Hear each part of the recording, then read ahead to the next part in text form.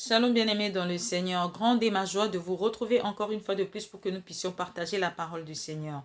Éternel Dieu, nous avons besoin que tu nous assistes par ta grâce au nom de Jésus. Amen. Bien-aimés dans le Seigneur, nous parlions de rechercher la paix avec tous et la sanctification sans laquelle personne ne verra Dieu. Hébreux 12, 14. Et pour cela, nous avions dit qu'il était important de rechercher d'abord la paix avec Dieu. Il arrive que, suite à une circonstance ou une expérience douloureuse vécue, nous nous sommes sentis déçus par Dieu. Pour cela, nous avons gardé une dent contre Dieu et nous avions dit que nous ne devons pas rester fâchés contre Dieu. Il est notre seul espoir et notre seul soutien. Donc, pas d'intérêt d'être fâchés avec Dieu.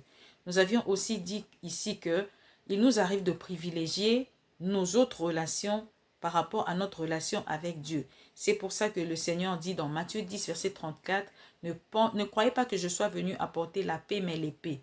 L'épée, c'est pour nous diviser de toutes ces relations, quelle que soit la forme, mais qui nous empêche d'avancer avec le Seigneur, de mener la vie que le Seigneur veut que nous puissions mener, toutes ces relations qui nous intoxiquent. Après cela, nous avions aussi vu, dans le cadre de cette intimité, de cette relation avec le Seigneur, que nous avons besoin d'être soit bouillants, soit froids. Dieu ne veut pas que nous soyons au milieu, c'est-à-dire tièdes. C'est-à-dire, comme je disais ici, que nous avons choisi un certain nombre de péchés ou de comportements que nous avons abandonnés et d'autres que nous avons adoptés, que nous vivons avec désormais. Non, ça c'est être tiède, chrétien tiède. Et le Seigneur nous appelle à la repentance. Nous avions lu ça dans Apocalypse 3, du verset 16 au verset 19. Aujourd'hui, nous voulons évoluer. Nous avons besoin d'être, après avoir été en paix avec Dieu, nous avons besoin d'avoir aussi la paix avec nous-mêmes. La Bible dit, le plus grand commandement, c'est d'aimer Dieu de tout son cœur, de toute son âme, de toutes ses forces. Après, le deuxième commandement, le deuxième plus grand commandement, c'est d'aimer son prochain comme soi-même. En d'autres termes, avant d'être en paix avec les autres, nous avons besoin d'être en paix avec nous-mêmes, de nous aimer nous-mêmes. Tout le monde pense peut-être s'aimer, entre guillemets, mais à travers des petits gestes, nous voyons qu'il y a d'autres personnes qui ont du mal à se faire du bien à eux-mêmes.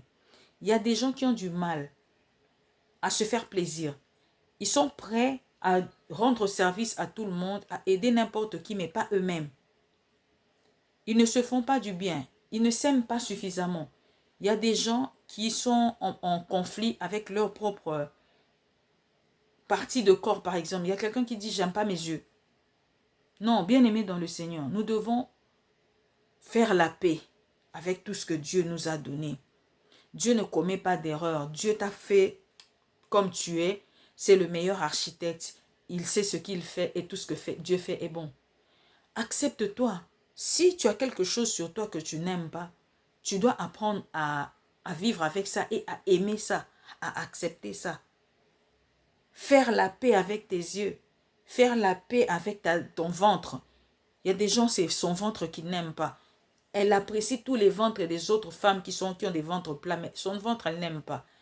Mais quoi que tu fasses ou que tu ailles, tu seras toujours avec ton ventre. Donc, il vaut mieux faire la paix avec. Bien-aimés, nous avons besoin de nous accepter, d'accepter nos défauts, d'accepter nos faiblesses, de vivre avec ça, de nous aimer tels que nous sommes. C'est de cette manière seulement que nous pouvons aussi aimer les autres. Nous pouvons apprécier les autres à leur juste valeur. Si nous pouvons déjà accepter notre vilain ventre, c'est que nous pouvons aussi accepter le ventre de quelqu'un d'autre. Si nous pouvons être miséricordieux envers nous-mêmes, nous pouvons aussi être miséricordieux avec quelqu'un d'autre. Nous avons besoin d'être indulgents avec nous-mêmes pour être bienveillants avec les autres. Nous avons besoin nous-mêmes de nous entendre, de décrypter nos sentiments, nos émotions pour pouvoir aussi comprendre les autres et entendre les autres quand ils ont des difficultés, pouvoir avoir de l'empathie, de la compréhension, pouvoir aider les autres. Sans cela, ce n'est pas possible. On ne donne que ce qu'on a. Si je suis ici, quelqu'un vient me demander un stylo et que j'en ai pas, il peut commencer à parler stylo, stylo, stylo, stylo. Tant que je n'en ai pas, je ne peux pas lui donner ça. On ne donne que ce qu'on a. Bien-aimés, apprenons à nous aimer, à nous accepter, à faire la paix avec tout ce que nous avons. Faiblesse ou défaut, acceptons. C'est ce que Dieu nous a donné. Nous ne pouvons nous en séparer. De cette manière, de cette même mesure que nous pouvons nous aimer, c'est de cette même mesure que nous pouvons aussi aimer les autres. Bien-aimés, aimons-nous nous-mêmes en premier pour que nous puissions aussi aimer les autres. C'est ce que j'étais venu vous dire. Que Dieu vous bénisse, que Dieu nous aide à nous aimer et à nous accepter. Au nom de Jésus.